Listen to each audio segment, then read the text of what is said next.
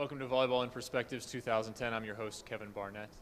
We're joined today by Alexander Savin, 2010 inductee to the Volleyball Hall of Fame. Alexander, you had a long and distinguished career. How were you introduced to the sport of volleyball? Как вы пришли в волейбол? Как сказать, вообще-то у меня мой отец и моя мать, они тоже как-то имели к этому какое-то отношение, может быть, не в волейболу, но по спорту. Мать у меня просто взяла за ручку, тебя отвела в эту школу, вот так я оказался в волейболе.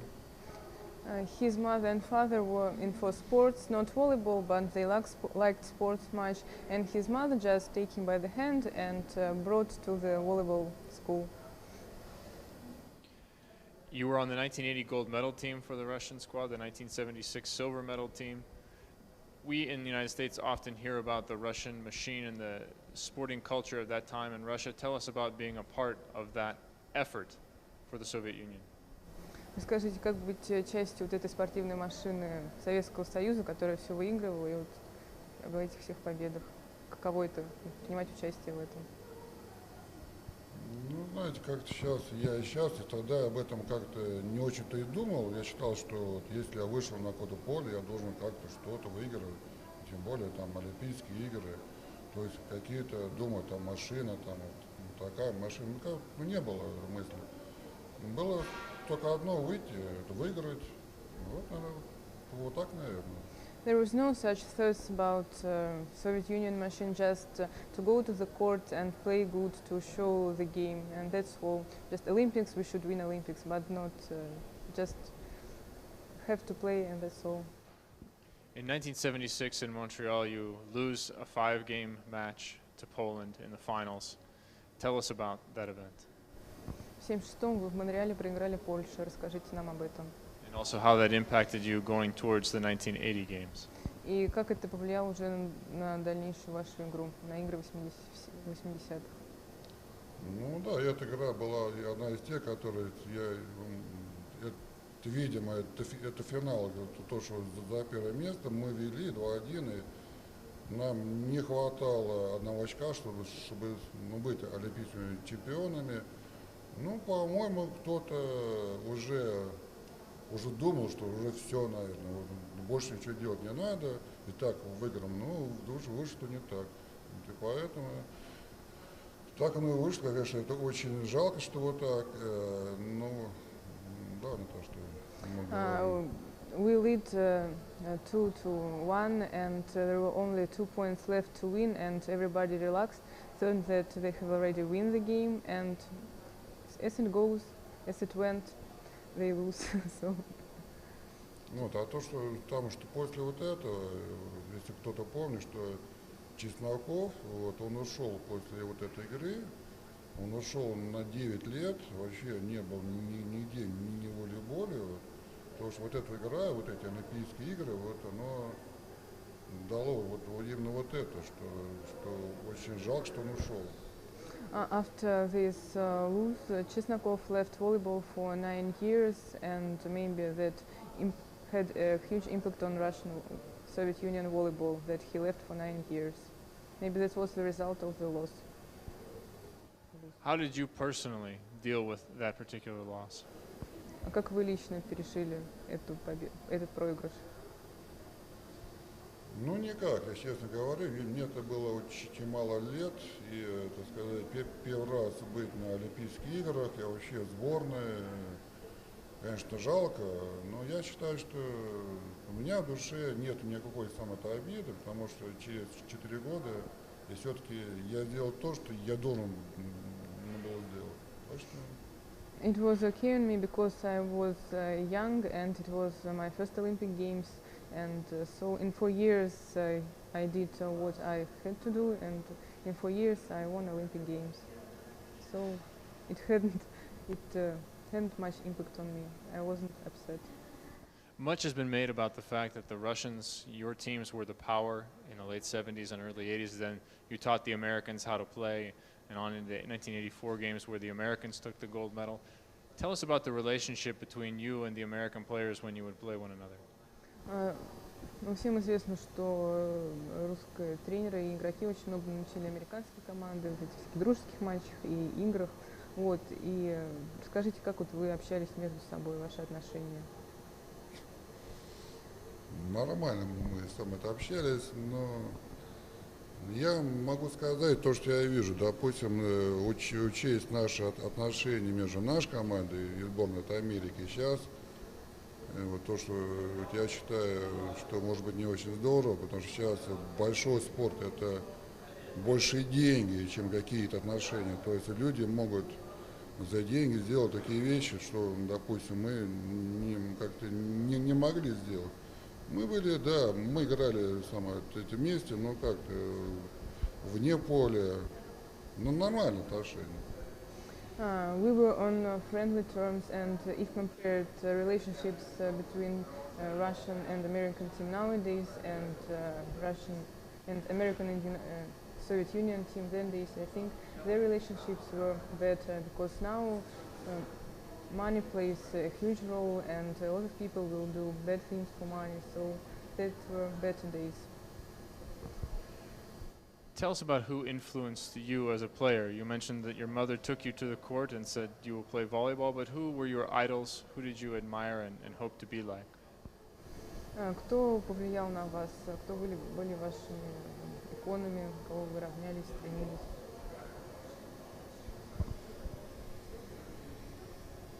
Может, я чуть-чуть подумаю, потому что было так давно, то, что это... He'll have some time to think because it was so long ago. He should remember. Ну, я думаю, что у меня вот одного такого не было, вот какой-то кумир, допустим, то я пытался что-то увидеть вот в нашей самой команде, какие-то части, допустим, был такой Чулак, который бил очень здорово, был такой Кокондра, который играл в защите. Вот. И вот я пытался у них взять то, что мне надо, а от какого-то одного не было. There were several persons whom he admired and tried to take best traits of their play. For example, Chumak, who served great, and Kondra. And he can't name one person. You join your former head coach Yuri Chesnakov here in the Hall of Fame. Tell us your memories about Coach Chesnakov. Вы присоединились к Чеснокову в волейбольном зале славы. Расскажите нам о Чеснокове, ваши воспоминания. Ну, если говорить о нем, ну, так сказать, по нашему обоюдному какому-то согласию, и он у меня был самый лучший учитель, а я не был самый лучший ученик. Так, наверное, мы часто об этом говорили.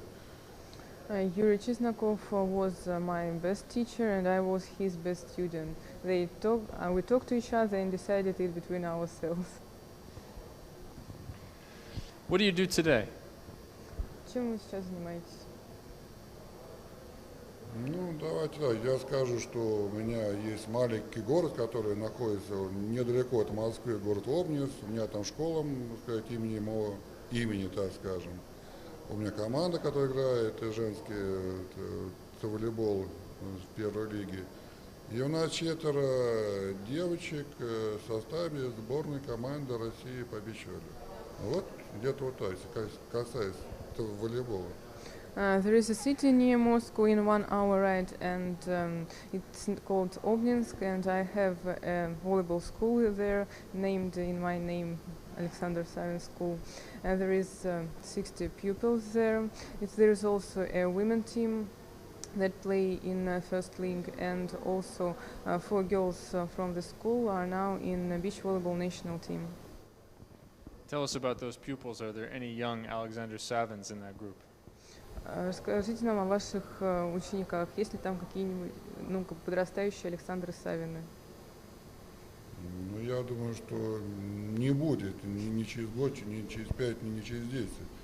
Потому что то, что сейчас играют в волейбол, такие, как я, уже доказательства не нужны, короче говоря. Ну, это вот мое такое самое. Это мнение. It's my opinion, but I think there won't be any Alexander Savins in 1, 5 or 10 years because now they don't need such players as I am. They need another qualities. Another qualities. What do you think was your best quality as a player? Какими были вашими лучшими сторонами в качестве игрока? Еще скажешь? Какие были вашими лучшими сторонами, когда вы играли? Ну, давайте скажу так, что я все время попадал в сосед, там сборная, это блок, атака, то есть сетка, так скажем. Ну и такие и спортивные, и как личные качества. Вот это уже лучше. Вот. И вообще-то, несмотря на вот это, на блок, на атаку, защиту, все-таки наша команда, я считаю, она была все-таки потому такой великий, потому что 8 лет мы выиграли все то, что можем, потому что у нас была команда, у нас были одни и те же идеи, мы как-то по-одинаково верили и работали. Вот это было. No matter of the block, spike or serve, I had a real team and we had the same idea, the same aim, and that worked. That's why we won so much championships and Olympic Games. And which qualities are the most important? What are the different qualities that you say they're looking for in today's players, different than back when you played? Какие качества в сегодняшних игроках? То, что вы сказали, что сейчас вы уже не... Ну, я понял я постараюсь как сказать, достаточно быстро. Если раньше был счет, чтобы его взять очко, нужно обязательно поставить какой-то блок и сыграть в защите, потом мяч достать и забить. Вот это было очко.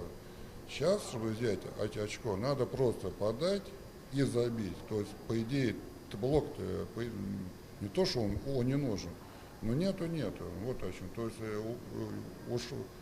ушел какая-то база. Это было что? Я был защитой и блок. Сейчас я этого не вижу. Все очень здорово играют в атаке, но на блоке что-то я вообще ничего не вижу. During my days, the block was very important, and in order to win a point, you should serve, made a block, and then attack. And nowadays, the block is not so much important. You just can serve and attack, and so there is no need in Alexander Savin nowadays to win. With all your years of playing and experience in the sport, is there one story or one moment that you remember the most? Вы столько играли, выступали, может быть, есть какая-то одна история или момент, который вы помните лучше всего?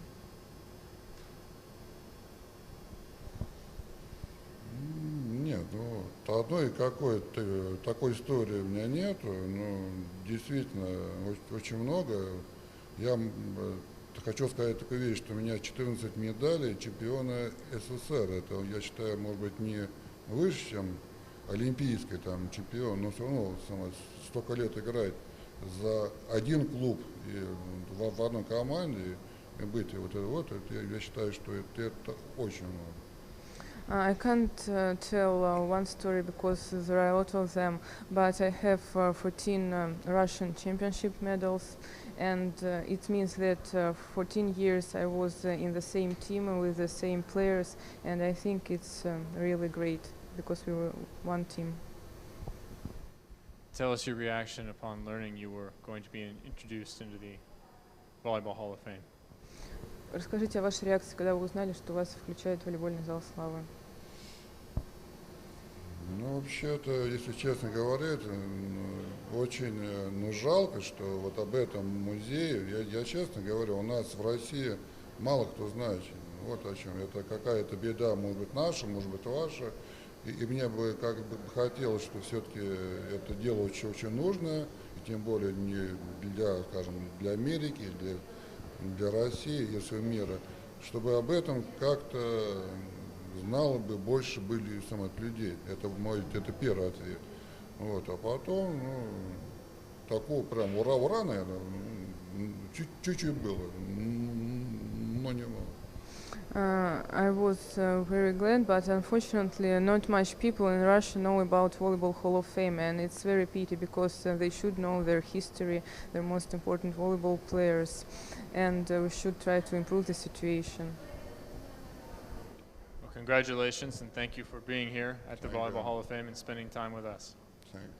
Thank you. 2010 Volleyball in Perspective. I'm Kevin Barnett.